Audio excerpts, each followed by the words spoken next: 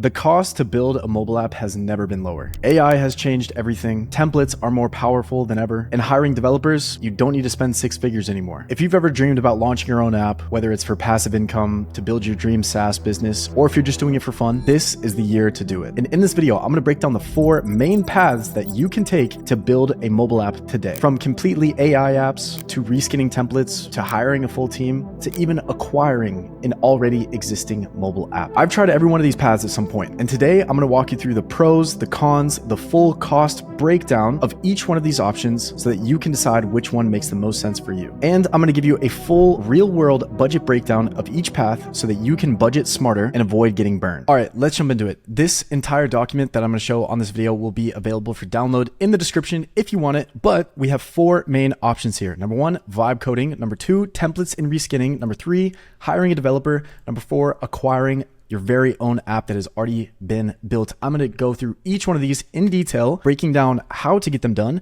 how much they're gonna cost so you can get a full budget breakdown so you can figure out which option makes the most sense for you. But first, we need to cover the baseline unavoidable costs when it comes to building an app. You're gonna need an Apple developer account, which is $99 a year. And if you wanna launch on Android as well, you're gonna need a Google Play developer account, which is $25 a year. You're going to need a website, domain name, and hosting because Apple and Google require you to have a website for your app, a place where you can have your privacy policy, your terms of service, a support contact email. You absolutely need these 2 things. And each one of those is gonna run you about $10 per year. And then we have the optional but highly recommended kind of tools that you would need for building a mobile app. And these are gonna be analytics tools and various softwares that will guarantee to help you scale your app even further. First, we have analytics tools like Firebase, Mixpanel, and Amplitude. We have Sentry or Instabug to help your app identify bugs and make quick fixes. We have RevenueCat, which is another analytics tracking tool centered around revenue. We have Superwall, which will help you A/B test paywalls, and the MMPs like AppsFlyer or Adjust, which will help you run paid ads for your app. And the beautiful thing about all of these tools is they are completely free to use. I will include links to all of these in this document. All of these are completely free to use until you reach scale. So what that means is they let you try out these tools in your app for free, and they charge you based on your usage. So if you're getting 10,000 plus downloads per month, that's when they might start to charge you. But each one of these tools will charge you based on usage. So these should technically be free, right? You shouldn't be taking any money out of your own pocket to use any of these tools.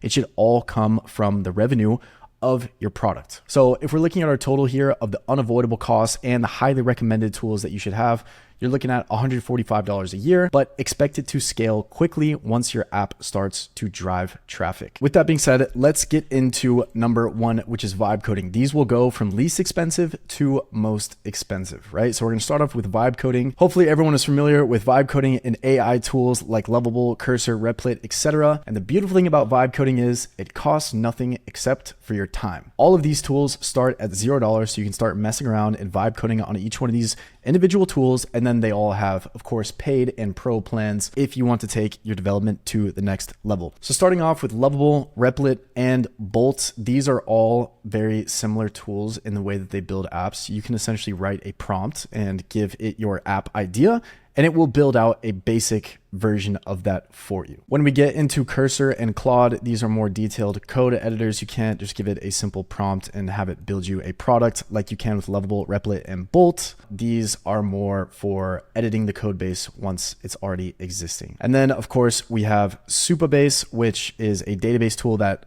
connects with almost all of these tools as well. So if you need to build some database in the back end, you will be using Supabase. So thanks to tools like these AI, GPT backed tools, you can simply write an idea and tell the AI what you want to be built, and it will build it for you. It will build a very simple version of this. And there are a couple of pros and cons when it comes to vibe coding. Some pros are it's a very fast way to get started building an app. You don't need any coding or designing skills to get started with these tools, and it's perfect for testing multiple ideas very rapidly. Some cons here are there's very limited customization. These tools are not ideal for building apps at scale. And third, you might need help from additional developers or someone who knows exactly what they're doing when you are using these tools, because again, right now, as it stands, these AI tools will only build you a very simple version of the app that you're ultimately going for. Anytime you reach some level of complexity in your app and you don't have the design or coding skills required, you will need to reach out to help. But this is a great way for you to get an idea off the ground, right? You can use one of these tools to build a simple front end version of your app.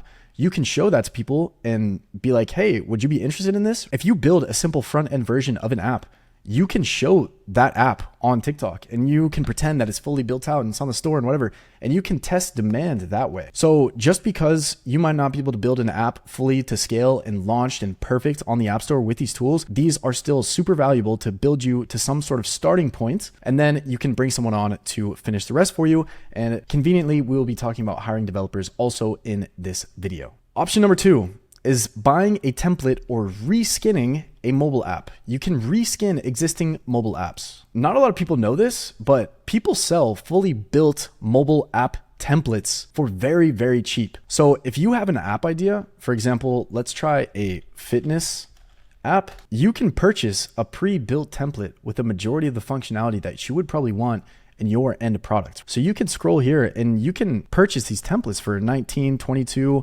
however much you want to purchase them for, right? Whatever your budget is. And we can go here, you can check out the ratings and you can see, the last time that this app template was updated. So this last update was actually in May of 2025. It was updated 1 month ago. So this app is probably incredible. And you can even do a live preview of these apps. Watch this. We're about to preview, it looks like this is a SaaS tool, but let's go back here. For example, we can go into any one of these and we can watch a little preview of the app that we could purchase.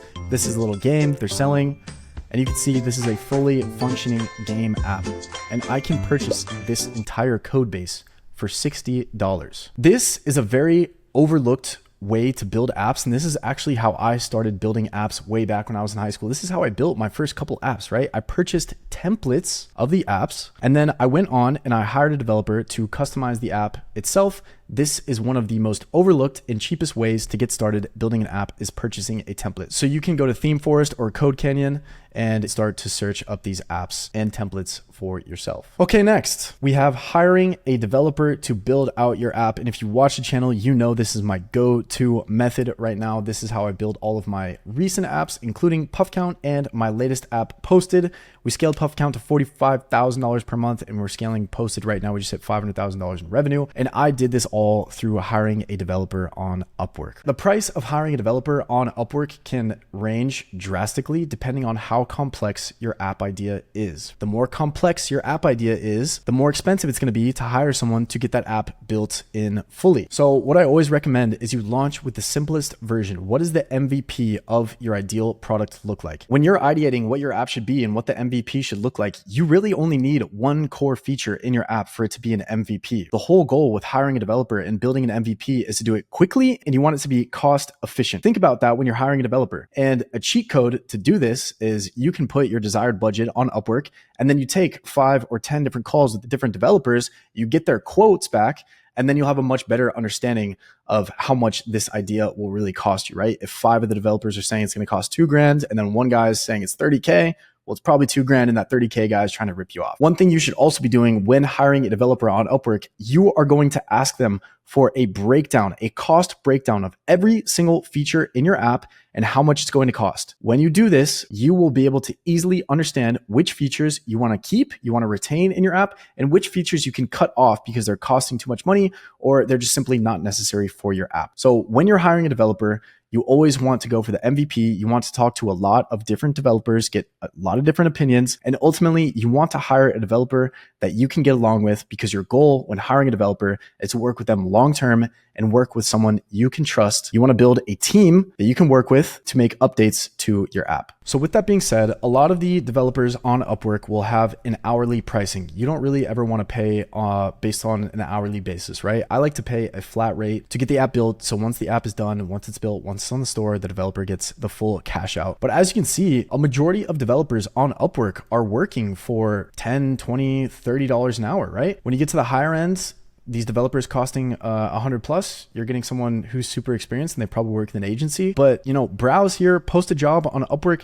This is the number one way that I get all of my apps built is I hire people on Upwork. I like to hire people from Eastern Europe. That's typically where I find the best developers with the best quality code at the lowest cost. So that's what I would recommend you to do. And by the way, if this is sounding a little bit overwhelming or you don't know where to start or you want my opinion on your app idea or how you're building it, I meet with a group of app developers and app founders at various different stages, some beginners, some experts. We meet twice a week and we chat everything apps. We chop it up, we talk about what we're working on, we give each other advice, and we help each other build and scale successful mobile apps. So if you want to be a part of that group and you want to be a part of the 2 calls that we have every single week, shoot me a DM on Instagram at steven.builds and we'll get you in the group. With that being said, let's get to the last option. Okay, the final and probably the most expensive option is acquiring an app. You can actually buy a pre-existing app business that is driving revenue today. You can acquire an app from someone. All sorts of people are selling their apps from $1,000 to $10 million. People are selling their apps and you can browse these marketplaces today and see if there's one that you want to buy, right? So there's a couple different options. We have Flippa and we also have Acquire. Here are people that are selling their mobile apps, right? So for example, we have Personalized Tanning Guide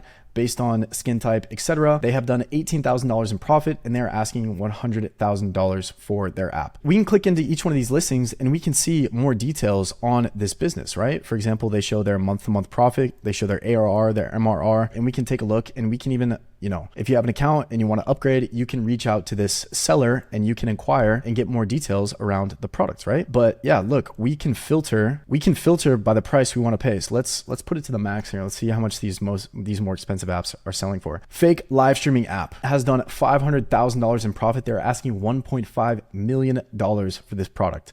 An AI photography app, they're doing $1 million in profit. They're asking $4.9 million. And then we can go on the opposite end here. And let's say our budget is a little bit lower. We can start to look at these apps that are selling for under 100K. AI-driven fitness app built to optimize long-term performance and track training progress. Boom. So this looks like an app that was recently built. It's only done $745 in revenue, but they're selling it for 10K.